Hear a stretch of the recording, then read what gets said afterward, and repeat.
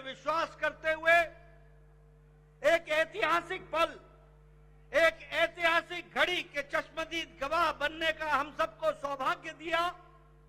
ऐसे हमारे मतदाता बंधु जिन्होंने भारतीय जनता पार्टी और एनडीए को अपना आशीर्वाद दिया और प्रधानमंत्री मोदी जी के नेतृत्व को आगे बढ़ाने का काम किया, ऐसे करोड़ों करोड़ों देशवासियों को मैं पार्टी की ओर से बहुत बहुत धन्यवाद देता हूं। हम जानते हैं देश ने एक नई करवट राजनीति में ली और एक नया इतिहास रचा है 2014 के पश्चात। हम जानते हैं कि 2014 के बाद मोदी जी के नेतृत्व में एक मजबूत सरकार बनकर के आई, मजबूत सरकार। और हमने देखा कि इस मजबूत सरकार को 2019 में फिर से भारत की जनता का आशीर्वाद मिला और देश के चाहे कोई आपदा आई, चाहे समस्याएं आई, चाहे गरीबों के उत्थान के विषय थे, प्रधानमंत्री मोदी जी की नीतियों को फिर से 2024 में आशीर्वाद देते हुए इस ऐतिहासिक घड़ी को हम देख रहे हैं, जब प्रधानमंत्री मोदी जी तीसरी बार लगातार प्रधानमंत्री बन रहे हैं। इस बात को भी हमने देखा, ये भी हम इसके अभी हम साक्षी हैं। मित्रों,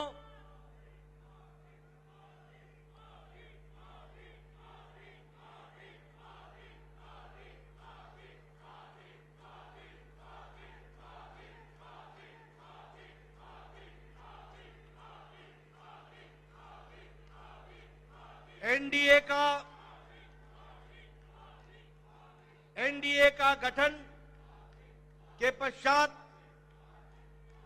ये कोई भी गठबंधन पहली बार भारत के राजनीति में तीसरी बार लगातार प्रधानमंत्री मोदी जी के नेतृत्व में सरकार बनाने जा रही है। और हम सब लोग खुशनसीब हैं कि हम उस ऐतिहासिक घड़ी के पल के चश्मदीद गवाह भी होंगे और साथ ही साथ उस पल को हम सब लोगों को देखने का सौभाग्य मिल रहा है। मैं यहां ये भी बताना चाहता हूं कि जो लोग देश हित के लिए काम करते हैं उन्हें चुनौतियां भी आती हैं और उन चुनौतियों को बखूबी लड़ करके देश प्रथम, देश को आगे बढ़ाना है, देश को आगे ले जाना है, इस कार्य के लिए आगे बढ़ते हैं। लेकिन कुछ लोग जिनके लिए खुद का स्वार्थ महत्वपूर्ण होता है और खुद के स्वार्थ के लिए स्वार्थपूर्ण गठबंधन करते हैं और स्वार्थपूर्ण तरीके से लोक लुभावने वायदे करके सरकार के नजदीक आना चाहते हैं, जहां ऐसे लोगों को देश की जनता सबक सिखाती है, वहीं इनका इकोसिस्टम जो देश के विकास के दृष्टि से जुड़ी हुई चीजें हैं उसको नकार देता है। बड़े बड़े राजनीतिक घटनाओं को दुनिया के सामने, देश के सामने उसको गलत तरीके से रखने का प्रयास करता है। हम बंगाल में 3 सीटों से बढ़कर के 77 सीट हो जाती हैं, उसकी चर्चा नहीं होती, कह देते हैं हम हार गए, भूल जाते हैं कि हमारे मत प्रतिशत कितने गुना बढ़े। और आज ही उड़ीसा में विशुद्ध पहली बार भारतीय जनता पार्टी की सरकार बन रही है, मोदी जी के नेतृत्व में। विशुद्ध भारतीय जनता पार्टी की सरकार मोदी जी के नेतृत्व में और उनके कुशल नेतृत्व के कारण वहां बन रही है। लेकिन कुछ लोग 30-40 सीटें जीत ले तो धूम मचाने लग जाते हैं और वो भूल जाते हैं कि देश किस तरीके से मोदी जी के साथ खड़ा है। इस बात को भी हमको ध्यान में रखना चाहिए। मैं आज के दिन प्रधानमंत्री जी को इस बात के लिए भी धन्यवाद देना चाहता हूं कि आपके नेतृत्व में नॉर्थ ईस्ट में हमने एक एक प्रदेश में अपना झंडा, एनडीए का झंडा गाड़ा। और आज मुझे खुशी होती है आपके साथ ये चर्चा करते हुए कि अरुणाचल प्रदेश में लगातार मोदी जी के नेतृत्व में तीसरी बार हमारी सरकार बन रही है, तीसरी बार सरकार। उड़ीसा में हमने 80 सीटें जीती है, 40% हमारा मत प्रतिशत रहा है। और उसी तरीके से लोकसभा में भी एक तरफा फैसला लोगों ने भारतीय जनता पार्टी और एनडीए के पक्ष में दिया है। मैं आपके साथ इस बात की भी चर्चा करना चाहता हूं कि आंध्र प्रदेश में हमारे अलायंस पार्टनर के साथ वहां भी एनडीए की सरकार बन रही है। इस तरीके से परिवर्तन हुआ है। मित्रों, केरल में भारतीय जनता पार्टी ने अपना खाता खोला है, जहां हम कहीं दूर दूर तक नहीं दिखते थे, दूर दूर तक नहीं दिखते थे। उस केरल में कमल खिला है और वहां भी एनडीए की उपस्थिति हो गई है। इसको भी हमको ध्यान में रखना चाहिए। हमारे वोट शेयर बढ़े हैं, हमारे प्रदेशों में वोट का शेयर भी बढ़ा है। और इसके साथ साथ मैं एक बात और कहना चाहता हूं। 2014 में यह बहुत ही ऐतिहासिक घटना घटी थी कि एक गरीब मां का बेटा भारत का प्रधानमंत्री बने थे और वो भारत की गुर्बत और भारत के अंदर रहने वाले गरीब लोगों की दुख उसको उन्होंने आत्मसात किया था।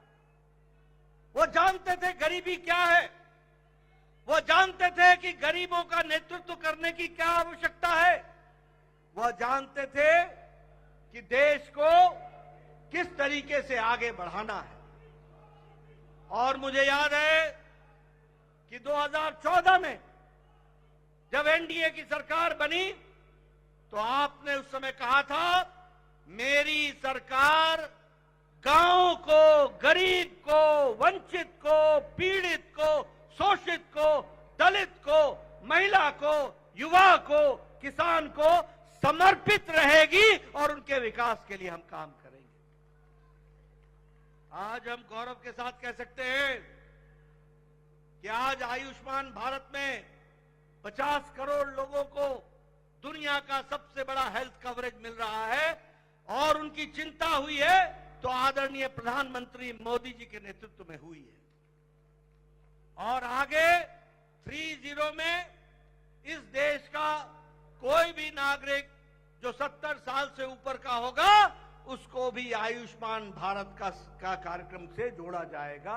इस बात को हमको ध्यान रखना। उसी तरीके से चाहे बहनों को गैस का चूल्हा पहुंचाना हो, गैस का सिलेंडर पहुंचाना हो, हर घर नल, हर घर जल, इसकी व्यवस्था करनी हो, हमारे भाइयों को, बहनों को बैंक से जोड़ना हो, ये सारे काम प्रधानमंत्री मोदी जी के नेतृत्व में हुई और गरीब की चिंता की गई, गरीब की चिंता की गई। मैं यहां यह भी कहना चाहूंगा कि जब प्रधानमंत्री जी ने 2014 में बागडोर संभाली थी तो भारत की अर्थव्यवस्था लड़खड़ा रही थी।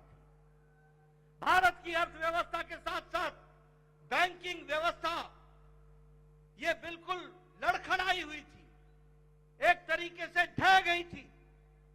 और भारत देश की अर्थव्यवस्था के साथ साथ बैंकिंग व्यवस्था जब लड़खड़ाई तो दुनिया में भी हमारी अर्थव्यवस्था की ताकत कम हुई।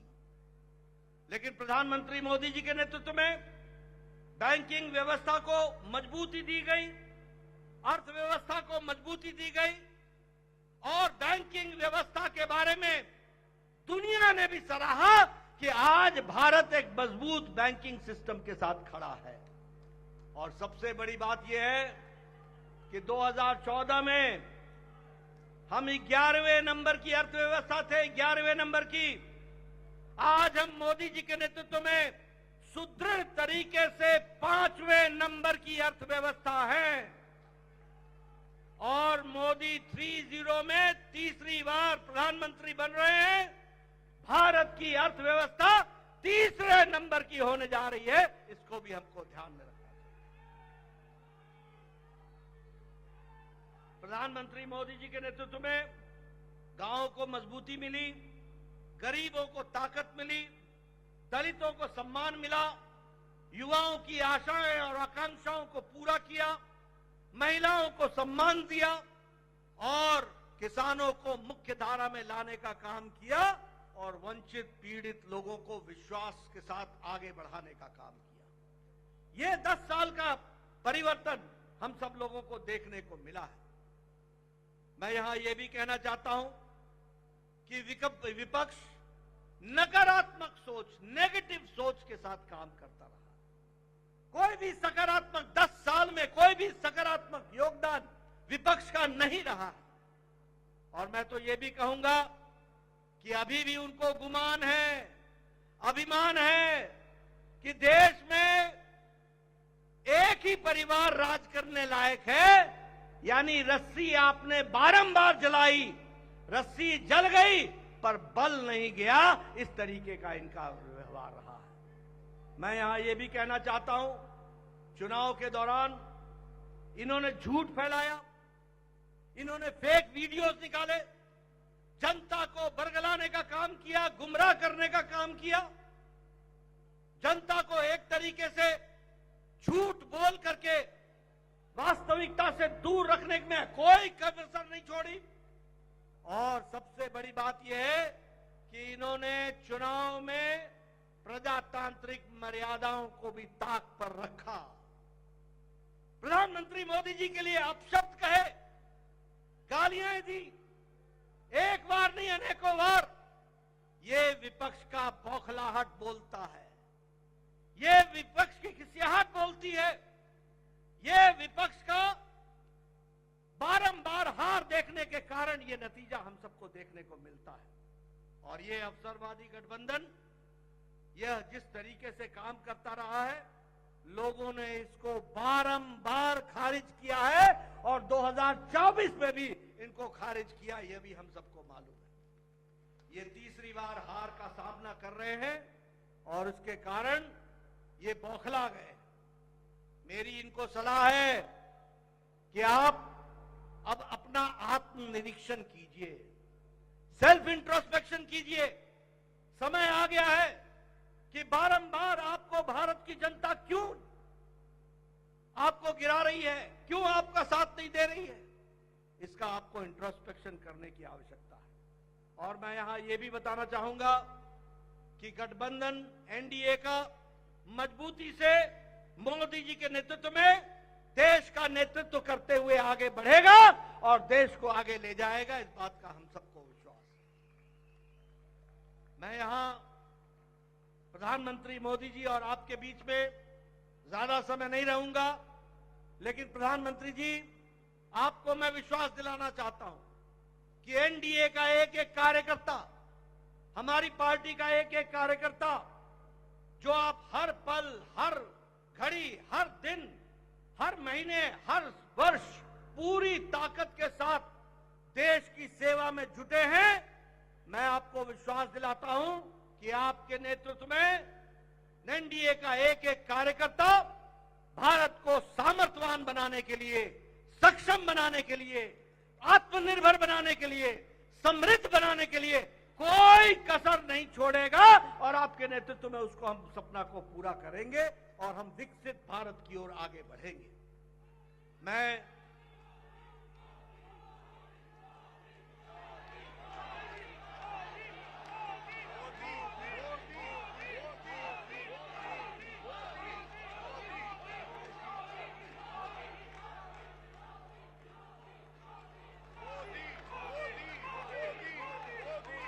इसके पहले कि आदरणीय प्रधानमंत्री जी का हम सबको ऐसे ऐतिहासिक मौके पर मार्गदर्शन मिले, मैं उससे पहले देश के करोड़ों कार्यकर्ताओं की तरफ से, समग्र एनडीए परिवार की ओर से और देशवासियों की ओर से आदरणीय प्रधानमंत्री जी का माल्यार्पण करके माला पहनाकर उनका स्वागत हम सब लोग करेंगे, ये मैं आपसे निवेदन करता हूं।